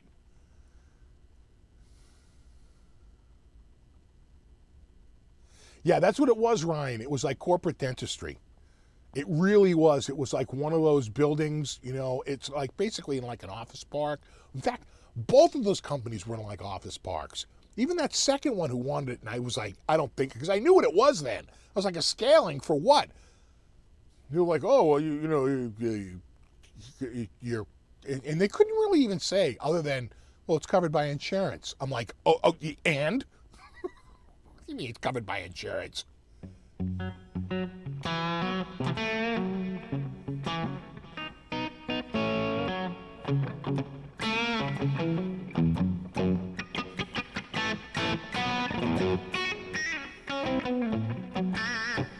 American Dental is, it's not a circus, it's a shell game.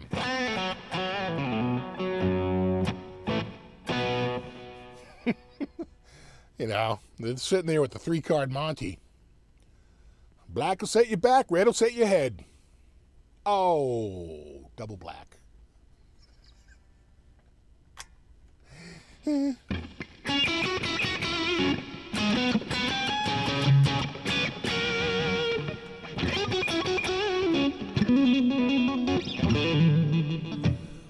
Yeah, Vinny P says another thing. Insurance doesn't even cover that much. Yeah, you find out. So when I had my when I told you, remember, I went to the dentist and they cracked my tooth, right? So I go back in. I go to my old dentist. The new dentist, well, they were fixing a filling that they said had to be replaced. I had no problem with it, and they cracked the tooth in the process of taking out and putting another filling in that I didn't even ask for. But the tooth next to it was getting work, and they're like, well, while we're in here, I'm like, it just, again, sounds like a big insurance grift. And they broke the tooth. I went to my other dentist to have her put the crown on it, right? That crown was $1,500. My copay for the crown was 50%. $750 out of pocket for that goddamn crown.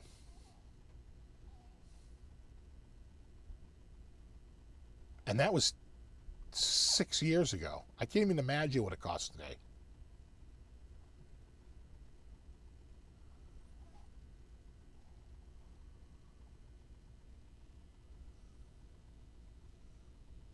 Ask them how they got to the diagnosis of rhodesia for periodontal disease.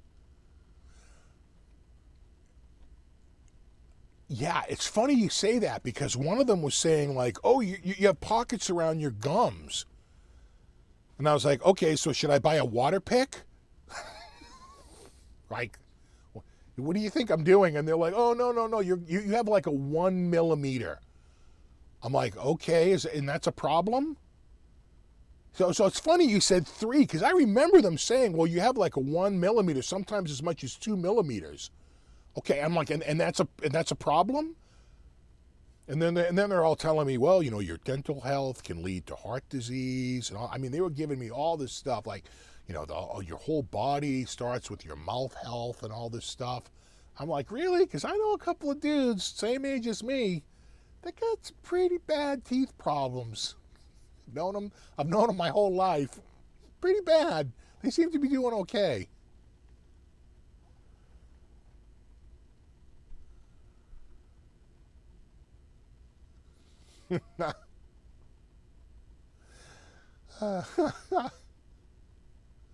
Yeah, right. 1 millimeter is so nothing, right? We have another cat? Oh, you coming over here? What are you doing, sweetie? You want to come over?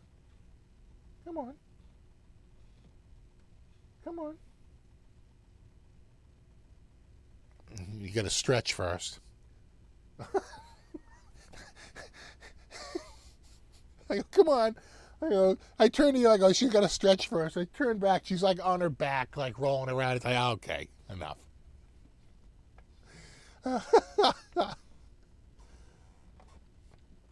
Yeah, right, Ryan? Everyone has pockets around their gums. Again, when I went to my other dentist, it never came up.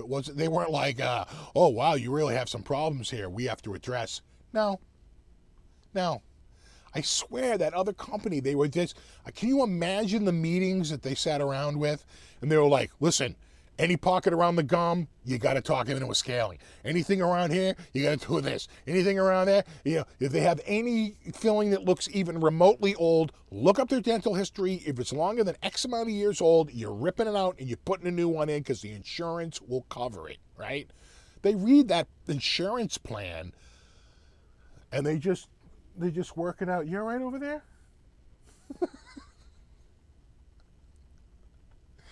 My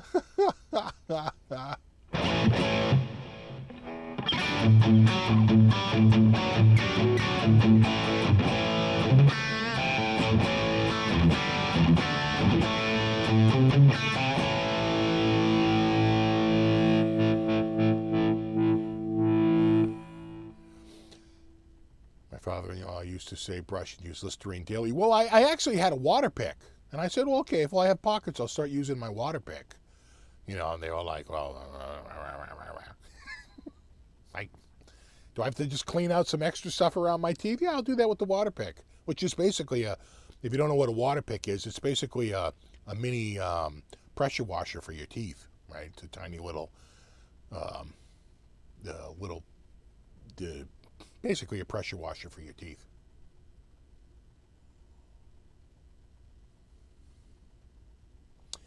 Yeah, right. I hate them trying to upsell medical procedures. It's like, what is wrong with you?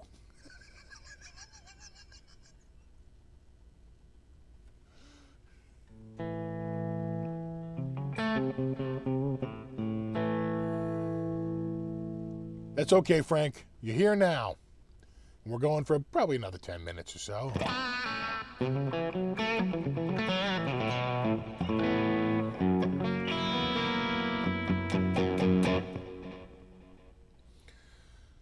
Right, exactly. They see what's covered by insurance, and they make sure they make sure you definitely need that. I swear, I went my doctor's office recently, and they were looking at my coverage because we had changed. Right, my wife got laid off last summer, and then we had new stuff, and I think by like October 1, I think we were back on the insurance. We were off like June 30th. We were like, don't die or get sick July, August, and September, please. And then don't get hurt or get sick. And then I went in October, and I remember them saying like, oh, it's a pretty good plan. I was like, really? They're like, oh yeah. Again, I don't think that these are conversations that people in Canada have. Like, what plan are you on? Although, do you have supplemental insurance in Canada? Right? That's sort of how it works down here with government. Right? They don't cover everything, and then you still need a supplemental plan. Hey, what's up, Town King? Exactly, Pauline.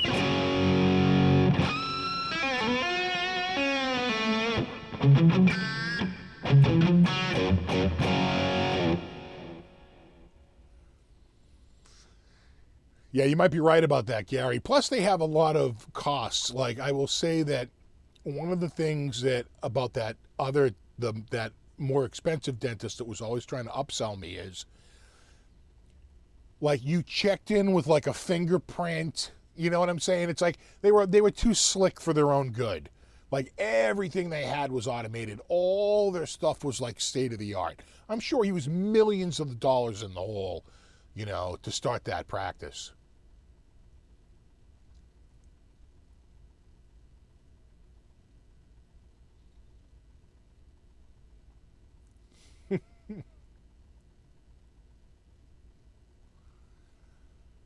Yeah, in Germany, healthcare is for free. Well, not around here. And it's tied to your work. So if you don't have a job, you don't have insurance. And if you don't have insurance, the only time you go to the hospital is when you're in the emergency room.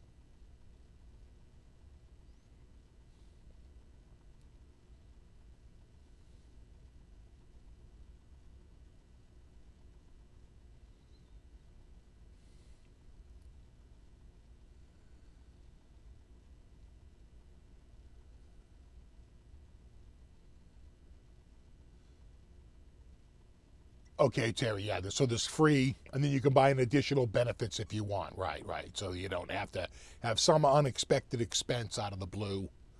You can, right. Yeah, I hear you. Makes sense.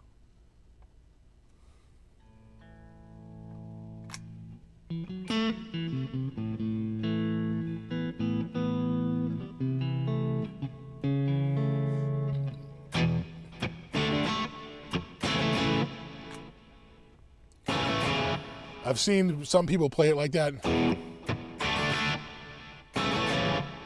Right, with instead of, they put the third in the root.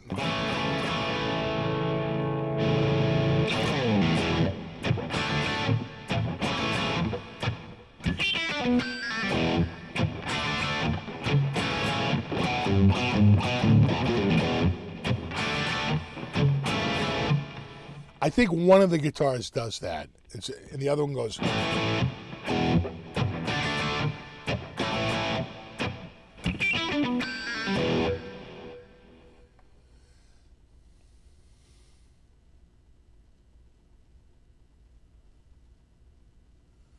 Yeah, no upsell and socialized medicine because they can't get the basics usually without an extended wait. You have to have like 80-90% overhead. The equipment is expensive, for sure.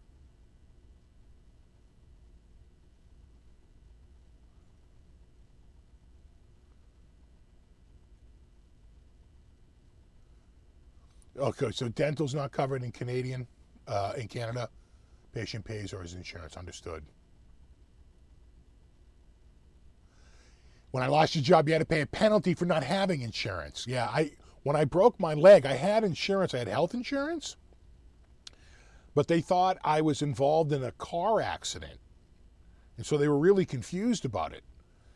And they were like, well, your automobile insurance is denying the claim. I said, yeah, I wasn't in a car. And they're like, this wasn't a motor vehicle accident? I said, I wrecked a moped in Bermuda, which is not a U.S. territory. That's a British territory.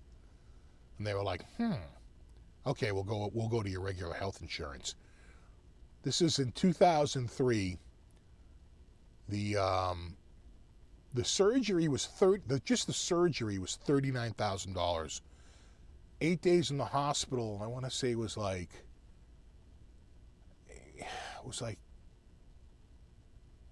18 or $19,000. I want to say, and a little more than $2,000 a day.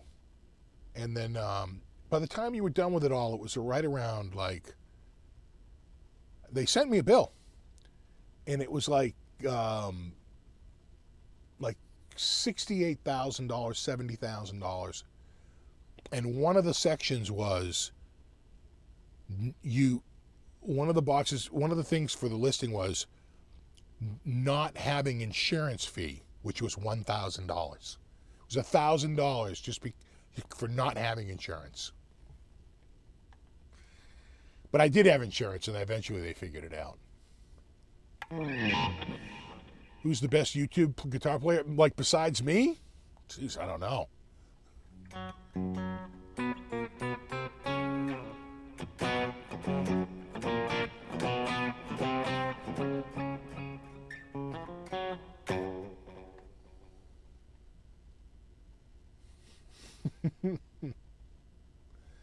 Exactly. I wrecked a moped. How did I break my leg? I wrecked a moped in Bermuda. I was going pretty fast. You know, they have a governor on them, but that governor doesn't work going downhill. I was whining that engine out. I said, oh my God, I'm probably doing 40, 45 miles an hour.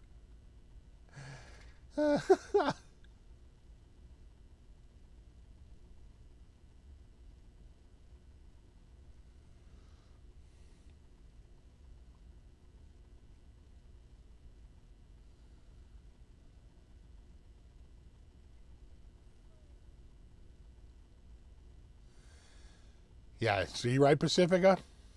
Right? Yeah, he's seeing fields. You opened your mouth and he saw fields of gold.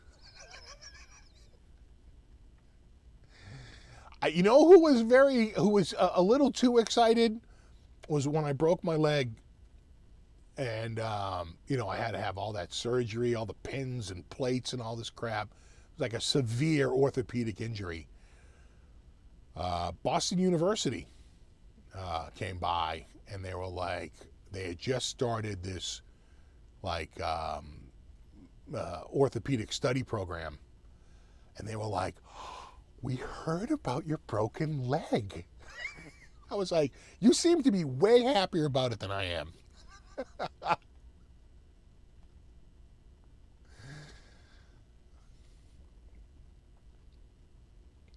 Oh, I was wearing shorts. Oh my God. The road rash down the side of my leg. When you're sliding and the road is basically a cheese grater, and it's pretty much just completely sanding the whole side of your body, the skin, like right off. That's a sensation you won't forget when they start to pull the wrapping off. I remember the nurse on my last day asking me if anybody had worked on my leg for the road rash. And I was like, I don't think so, because I had a cast on it. The surgery was over. And she started pulling that off, and it was so infused on my leg. I never saw a nurse so angry in my life. I mean, she was livid. Like, who was here this week? Who was working on that? I mean, she was so angry.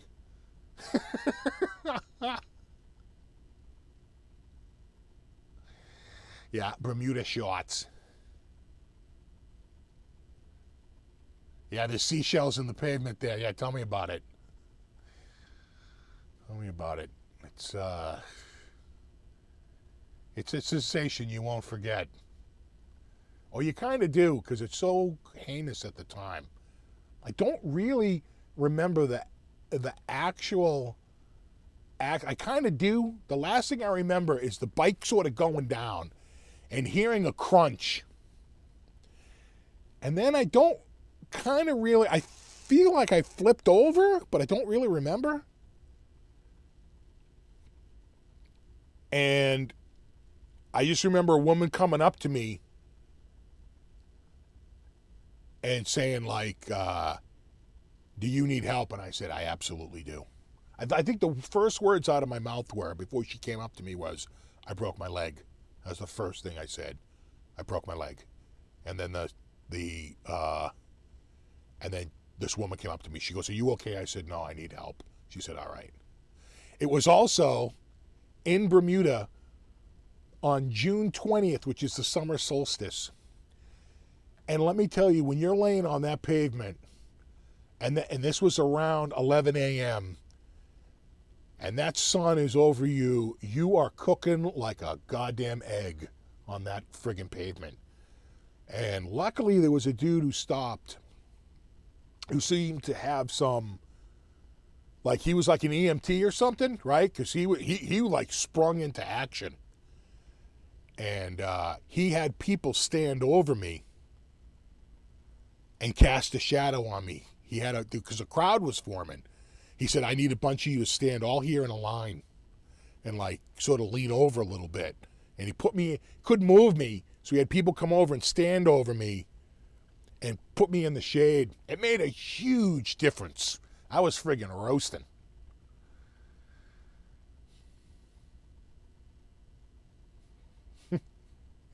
Gary, I have a rather dim view of the industry after working with dentists for 5 years. There you go. Yeah. Yeah, I know, right? The Bermuda Triangle, exactly. There was no alcohol beforehand, none. You know what? We just should have not even rented it. You know, you're driving on the wrong side of the road, and the hills were so steep, and I'm so heavy. Even though it had a governor, I mean, I was going down hills. I was really picking up speed. I was like, we got to be careful here. And sure enough, we went down one hill, and I just got too fast, and the bike went into a wobble. You know, an oscillation. And that was the end of that. Next thing I knew, I dumped it. Oh, I'm sure I was in shock. I had to be. Because when I got to the hospital and I said, I remember, because the nurses aren't supposed to tell you anything, right? They're always like, well, the doctor will talk to you, right? The nurses don't tell you what happened. And so they x-ray it, and I go, it's broken, right? She goes, oh, it's broken. I remember that. I remember going, oh, it's broken. And then the doctor coming in saying, listen, you have a really severe break. The kind of break that requires surgery. You should get on a plane and go right back to the United States right now. And I was like, okay. And we did. They bumped 2 people off the next flight. Delta did, to get us on the next flight. In fact, you know, maybe in a couple of weeks, I'll regale you with the tale of my broken leg, because we'll be coming up on, see, I broke it in 2003. Yeah. It was a 3 to 5 year injury. Anyway, it's 9:02. I probably got to call it because I'm hearing people rustling up there. They probably want to come down and get some dinner because they showed up late, and then they were like, well, we haven't eaten. And I was like, too bad. So, there you go. No, you rock. All right, dudes. Got some vids coming out this week, and I will definitely see you guys in a week. And there you have it. And there you go. Try not to injure yourself.